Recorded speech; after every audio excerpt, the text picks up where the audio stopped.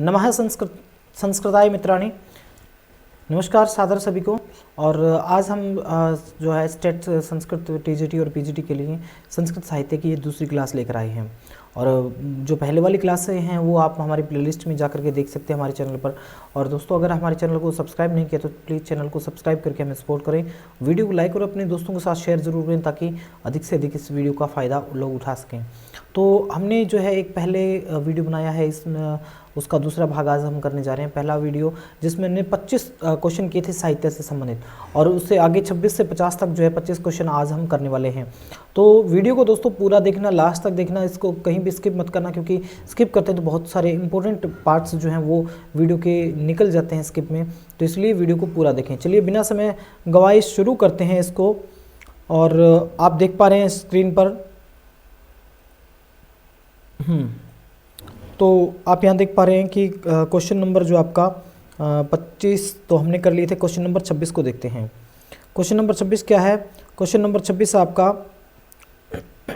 हर्षचरितम की काव्य विधा क्या है? हर्षचरितम, जो हर्षचरितम है वो किस प्रकार का काव्य है?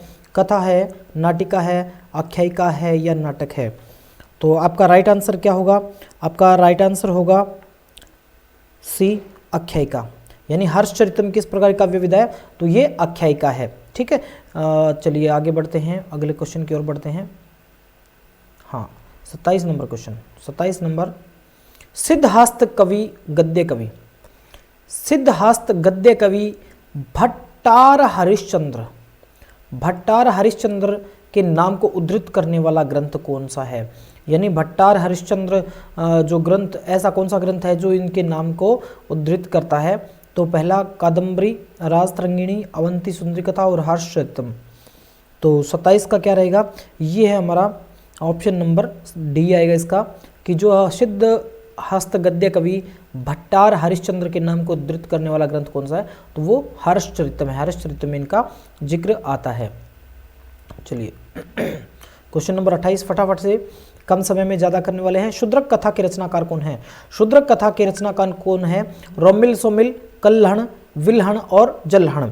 तो फटाफट से इसका उत्तर दीजिए। क्या आएगा इसका आंसर? तो हमारा राइट आंसर रहेगा रोमिल, सोमिल जो है इस क्वेश्चन, इसके शूद्रक कथा के जो है कथाकार हैं। रोमिल, सोमिल जो है वो इस कथा के कथाकार हैं, जो किस कौन से के, जो शूद्रक कथा है इसके कथाकार हैं। ठीक है, चलिए आगे बढ़ते हैं।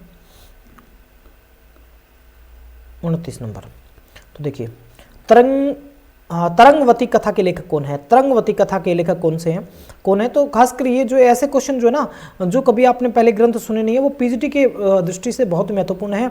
और आपका पीजीटी का जो स्क्रीनिंग टेस्ट होगा, स्क्रीनिंग जो है, जो 1/2021 जो एडवर्टाइजमेंट जिसका पेपर जो एग्जाम फिलहाल के लिए पोस्टपोन हो गया, उसमें जो है काफ़ी इंपॉर्टेंट ये क्वेश्चन, इस तरह के डीप क्वेश्चन जो है वो जो अक्सर देखे नहीं जाते, ऐसे क्वेश्चन पूछे जाते हैं।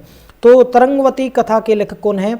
ऑप्शन ए धर्मपाल, श्रीपाल, सुबंधु और धोई। तो हमारा राइट आंसर क्या रहेगा? हमारा राइट आंसर रहेगा श्रीपाल। तो तरंगवती कथा के लेखक कौन है? तो वो हैं श्रीपाल। ठीक है, चलिए आगे बढ़ते हैं, अगला क्वेश्चन देखते हैं। 30 नंबर, अवंती सुंदरी कथा के रचनाकार कौन है? अवंती सुंदरी कथा के रचनाकार कौन है? सुबंधु, बाण, दंडी और गुणाढ्य।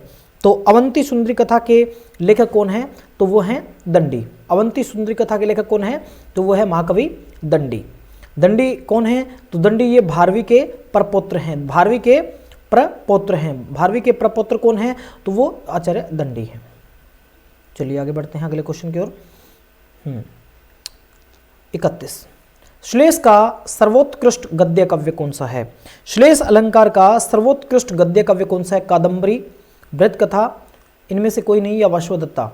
तो देखिए, श्लेष काव्य का जो, श्लेष में क्या होता है? श्लेष का अर्थ चिपकना। श्लेष का अर्थ क्या होता है? चिपकना। जहां एक शब्द के साथ अनेक अर्थ चिपके रहते हैं, एक शब्द के साथ अनेक अर्थ चिपके रहते हैं, तो वो कौन सा है? आपका वाश्वदत्ता जो इस प्रकार की रचना है, जो कि श्लेष का सर्वोत्कृष्ट गद्य काव्य है। श्लेष का जिसमें भरपूर प्रयोग जो है इसमें किया गया है।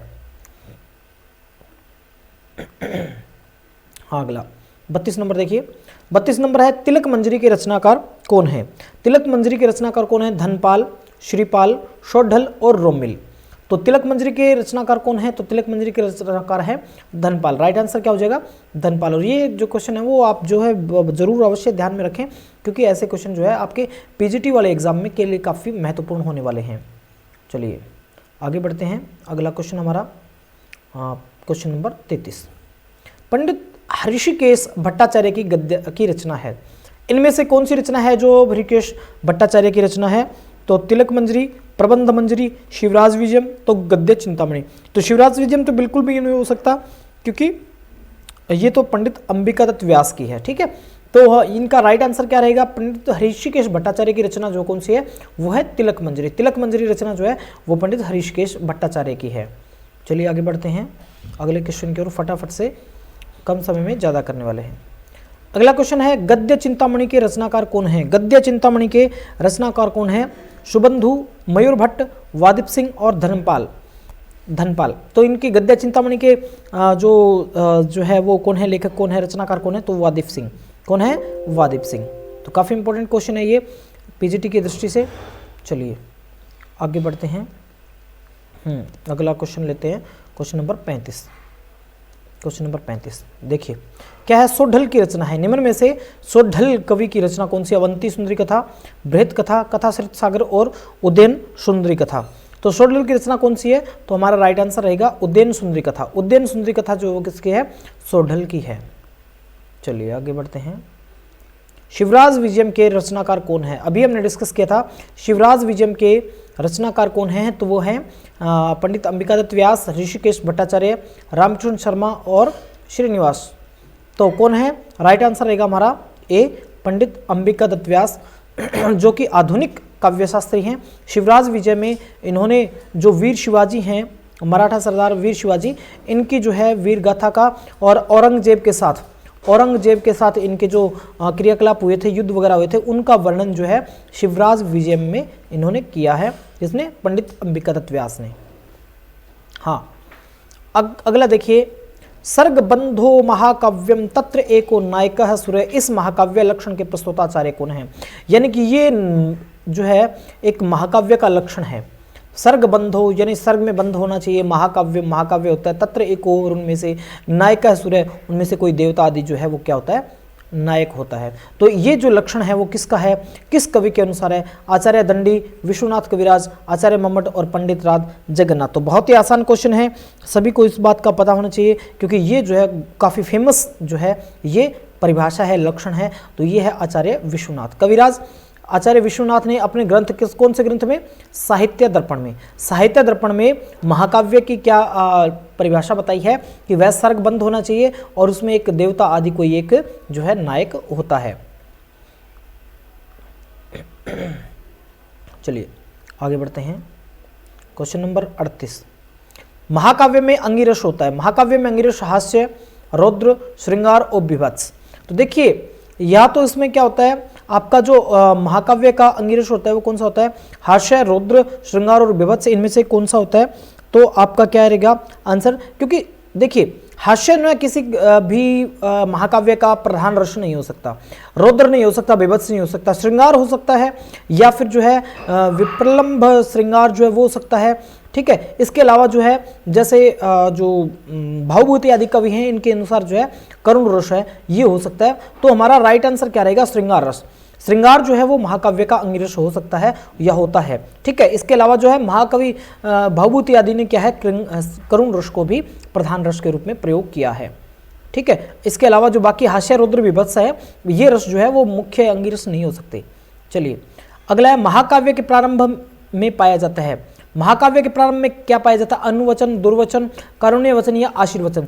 तो देखिए कारुण्य वचन बिल्कुल भी नहीं होता और दुर्वचन तो होते ही नहीं, ये तो कहने की बात है ही नहीं, क्योंकि इन दोनों का कोई वो नहीं होता, इन दोनों का प्रयोग नहीं होता। तो अनुवचन का क्या तात्पर्य? आशीर्वचन। ठीक है, यानी कि महाकाव्य के प्रारंभ में क्या है? आशीर्वचन होता है। यानी कि जैसे जो महाकाव्य आदि की जो प्रस्तावना या यूं कहें कि जो वंदना होती है उसमें ये 3 प्रकार का होता है ना। एक तो आशीर्वादात्मक, ठीक है, आशीर्वादात्मक होता है। ठीक है, एक होता है वस्तु निर्देशात्मक, जो मंगलाचरण है वो वस्तु निर्देशात्मक होता है, ठीक है, आशीर्वादात्मक, वस्तु निर्देशात्मक, और एक जो है वो होता है नमस्कारात्मक, ठीक है, नमस्कारात्मक। तो ये 3 प्रकार से जो है किसी भी काव्य की प्रारंभ होता है। तो ये जो है प्रारंभ में क्या पाया जाता है, तो आशीर्वाद हो सकता है। वस्तु निर्देशात्मक मंगलाचरण होता है, उसमें क्या होता है कि डायरेक्ट जो है वो किसी शब्द आदि, कोई विशेष शब्द होता है और उस शब्द से क्या है मंगलाचरण भी हो जाता है, और जो कथा वस्तु क्या है उस कथा वस्तु का भी निर्देश उसमें हो जाता है। और नमस्कारात्मक में क्या है, किसी देवी देवता या भगवान ईश्वर को, किसी को एक को जो है वो नमस्कार किया जाता है, ठीक है। और जो है नमस्कार में किसी पूर्ववर्ती कवियों को भी नमस्कार हो सकता है, जैसे जो भावभूति हुए हैं, इन्होंने अपने पूर्ववर्ती कवियों को नमस्कार करके जो है उत्तर रामचरितम का जो है वो किया है। तो इसमें क्या है नमस्कारात्मक जो मंगलाचरण है, ठीक है।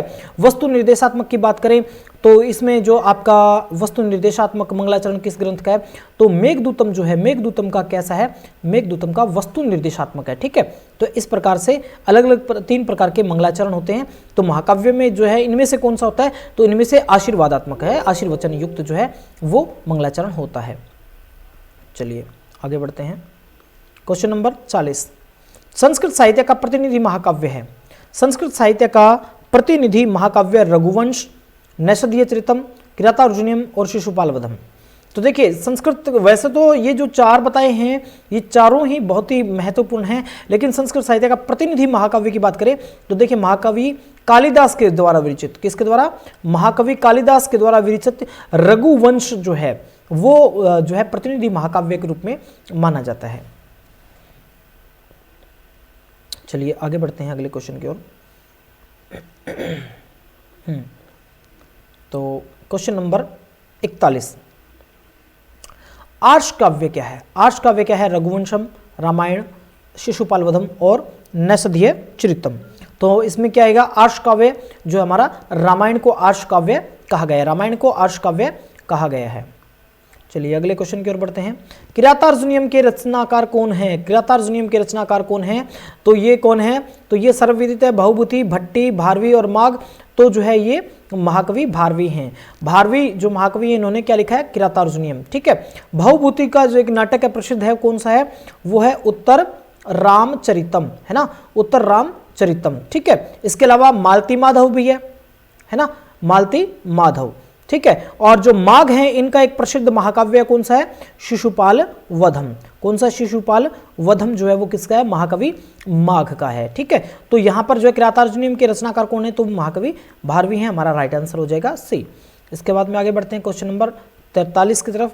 महाकवि माघ की एकमात्र कृति कौन सी है, अभी हमने डिस्कस किया महाकवि माघ की एकमात्र कृति कौन सी है, शिशुपाल वध है। यानी महाकवि माघ की उपलब्ध एक ही जो ग्रंथ है वो एक ही रचना जो है हमें उपलब्ध होती है शिशुपाल वधम के रूप में। चलिए क्वेश्चन नंबर 44 देख लेते हैं। नैषधीय चरितम, नैषधीय चरितम के रचनाकार कौन है, तो नैषधीय चरितम के रचनाकार कौन है, श्री हर्ष, हर्षवर्धन, नल और भोज। तो देखिए कंफ्यूज सबसे ज्यादा यहाँ होती है कंफ्यूजन आपकी श्री हर्ष और हर्षवर्धन में। तो हर्षवर्धन जो थानेश्वर के राजा थे वो हैं, इन्होंने कौन सा लिखा है, इन्होंने नागार्जुनम, है ना, नागार्जुन, और जो है इनका 3 आख्यायिकाएं लिखी है इन्होंने। एक तो है प्रियदर्शिका, प्रियदर्शिका, एक है नागानंदम, नागार्जुन नहीं है, नागानंदम है, ठीक है। और एक जो है प्रियदर्शिका, नागानंदम, और एक लिखा है इन्होंने रत्नावली। ये 3 जो है रचनाएं हैं हर्षवर्धन की। तो ये थानेश्वर के राजा हैं हर्षवर्धन वो, और ये श्री हर्ष जो है कवि हुए हैं, श्री हर्ष ने लिखा है नैषधीय चरितम। तो हमारा राइट आंसर क्या होगा, 44 श्री हर्ष के श्री हर्ष रचयिता किसके, नैषधीय चरितम में। इसमें जो है नल, राजा नल का और जो दमयंती का इसमें वर्णन किया गया, इनकी प्रणय कथा का वर्णन किया गया है। बृहत्त्रयी से संकेतित महाकाव्य कौन है, देखिए बृहत्त्रयी, बृहत्त्रयी में आपके 3 बड़े और आते हैं, ऐसे ही बृहत्त्रयी पूछा जाता है, लघुत्रयी भी पूछा जाता है। तो देखिए रामायण महाभारत गीता ये नहीं है, ठीक है। किरातार्जुनीयम, शिशुपाल और नैषधम। तो देखिए किरातार्जुनीयम, शिशुपाल वधम और नैषधीय चरितम बिल्कुल सही आपका आंसर है। ये जो है आपके बृहत्त्रयी में होते हैं। और ये जो रघुवंशम, मेघदूतम और कुमार संभवम ये किस में आते हैं, ये आपके आते हैं लघुत्रयी में। ये आते हैं आपके लघुत्रयी में रघुवंशम, मेघदूतम और कुमार संभवम। लघुत्रयी में तीनों ही ग्रंथ किसके हैं, तो वो कालिदास महोदय के हैं, कालिदास जी के हैं, ठीक है। तो ये कालिदास जी के हैं। किरातार्जुनीयम भारवी का है, नैषधीय चरितम श्री हर्ष का है और शिशुपालवधम महाकवि माघ का है। तो ये बातें आपको सारी पता होनी चाहिए, बहुत ही इंपॉर्टेंट चीजें हैं एग्जाम की दृष्टि से। इसके बाद में है आदि कवि कहा जाता है। आदि कवि किसे कहा जाता है, कालिदास को, भास को, वाल्मीकि को या व्यास को। तो देखिए आदि कवि के नाम से प्रसिद्ध कौन हुए, जो है वो वाल्मीकि, महर्षि वाल्मीकि हुए हैं। अनुष्टुप छंद में जिन्होंने जो है पहले रचना जो है, कई बार क्वेश्चन उलझा के पूछ लेते हैं कि सबसे पहले रचा जाने वाला कवि के द्वारा जो छंद था वो कौन सा था, तो वो अनुष्टुप छंद में, ठीक है। अनुष्टुप छंद में रामायण की जिस श्लोक से उत्पत्ति हुई थी महाकवि वाल्मीकि के मुख से, वो श्लोक जो अनुष्टुप छंद में था, काफी प्रसिद्ध है ये, ठीक है। हाँ तो अगला देखते हैं क्वेश्चन नंबर 47। क्वेश्चन 47 क्या है, उपजीव्य काव्य क्या है। उपजीव्य वो होता है जहां से जो दूसरे ग्रंथ, बहुत सारे ग्रंथों का आधार होता है या बहुत सारे ग्रंथ जिसके आधार पर रचे जाते हैं वो होता है। तो शिशुपालवधम, किरातार्जुनीयम, दूतवाक्यम और महाभारतम। तो देखिए ये जो आपके दूतवाक्यम है, किरातार्जुनीयम है, शिशुपालवधम है, ये सारे के सारे जो है किस पे, महाभारत पर आधारित है। ऐसे ही आपका जो मालती माधव है, उत्तर रामचरितम है, ये किसके, ये रामायण पर आधारित है। तो रामायण और महाभारत क्या है, उपजीव्य काव्य है, ठीक है। तो यहाँ पर जो है आपका महाभारत सही उत्तर होगा कि उपजीव्य काव्य कौन सा, तो महाभारत जो है एक उपजीव्य काव्य है। चलिए अगले क्वेश्चन की ओर बढ़ते हैं, 48 नंबर। आद्य महाकाव्य के रचनाकार और रचना कौन है। आद्य महाकाव्य के रचनाकार और कौन है। तो देखिए यहां से आप जो है अच्छे से देख सकते हैं कि कौन सा होगा आपका। क्वेश्चन नंबर 48 आपके सामने है। इसमें क्या है, पाणिनि, जाम्बवती विजयम, कालिदास, रघुवंशम, भारवी, किरातार्जुनीयम, माघ, शिशुपालवधम। तो देखिए ये आद्य काव्य नहीं माने जाते, आद्य काव्य माना जाता है कौन सा, आद्य। एक तो होता है आदि काव्य। आदि काव्य जो है वो कौन सा है, आदि काव्य है रामायण, ठीक है। आदि काव्य या लौकिक साहित्य का पहला ग्रंथ जो है रामायण है। और आद्य महाकाव्य देखिए शब्दों को समझना है। आद्य महाकाव्य कौन सा है, पाणिनि, जाम्बवती विजयम, ठीक है। तो हमारा राइट आंसर ये हो जाएगा। इसके बाद में आगे बढ़ते हैं और जो है 49 नंबर क्वेश्चन देख लेते हैं। वररुचि कात्यायन की रचना मानी जाती है। वररुचि और कात्यायन की रचना मानी जाती है कौन सी, महावीर चरितम, कंठाभरणम, दूतवाक्यम और श्रीकंठ चरितम। तो कौन सी मानी जाती है इसमें, तो जो है वररुचि कात्यायन, यानी कात्यायन जो मुनि हुए हैं वार्तिककार है ना, इनको वार्तिककार भी कहते हैं। और ये त्रिमुनि में आते हैं। त्रिमुनि जो है ना, त्रिमुनि में कौन कौन है, तो त्रिमुनि में आपके आते हैं, एक तो पाणिनि आते हैं, दूसरे पतंजलि आते हैं और तीसरे कात्यायन आते हैं। कात्यायन का दूसरा नाम वररुचि भी है। तो वररुचि की रचना कौन सी मानी जाती है, तो कंठाभरणम जो है वो वररुचि की रचना मानी जाती है। और एक सरस्वती कंठाभरणम जो कि राजा भोज की मानी जाती है। देखिए कंठाभरणम जो है वो वररुचि या कात्यायन की है और सरस्वती कंठाभरणम जो है वो किसके हैं, वो राजा भोज की रचना मानी जाती है। चलिए आज का अंतिम क्वेश्चन है लौकिक संस्कृत के महाकवियों में सर्वप्रथम रचनाकार कौन है। लौकिक संस्कृत के महाकवियों में प्रथम रचनाकार कौन से हैं, यानी कि इनमें से आपको देखना है कि सबसे पुराना जो है कार्यकाल किसका है, यानी सबसे प्राचीन कौन है। तो इसमें लौकिक में कालिदास, हर्ष, अश्वघोष और भारवी। तो इनमें जो अश्वघोष का समय जो है वो सर्वप्राचीन माना जाता है, यानी कालिदास जी से भी पहले के माने जाते हैं महाकवियों में। तो ये हैं अश्वघोष, ठीक है। तो दोस्तों उम्मीद है ये चीज़ें आपको समझ में आई होंगी। दूसरा पार्ट हमने कर लिया है और बाकी पार्ट भी हम इसके करने वाले हैं। तो ये सारी चीज़ें जो है हम एक श्रृंखला की दृष्टि से, एक चेन सिस्टम से हम कर रहे हैं। तो आप जुड़े रहिए हमारे हर एक वीडियो के साथ और वीडियो पूरा देखा करें। और ये दूसरा वीडियो था, इसका तीसरा, चौथा, पांचवा और भी पार्ट आने वाले हैं। कैसे लगे आप कमेंट करके जरूर बताएं और वीडियो को अपने दोस्तों के साथ शेयर जरूर करें। हाँ, वीडियो को लाइक करना मत भूलिएगा क्योंकि ये हमारे लिए एक टॉनिक का काम करता है। तो हमारे साथ जुड़े रहने के लिए बहुत बहुत धन्यवाद वीडियो देखने के लिए। और जो आप एस्टेट से रिलेटेड या दूसरी प्रतियोगी परीक्षाओं से रिलेटेड बहुत सारे जो क्वेश्चन आंसर के टेस्ट जो हैं ऑनलाइन फ्री हमारी वेबसाइट समर्पण एजुकेशन, जिसका लिंक आपको डिस्क्रिप्शन में मिल जाएगा, वहाँ पर जा करके आप लगा सकते हैं।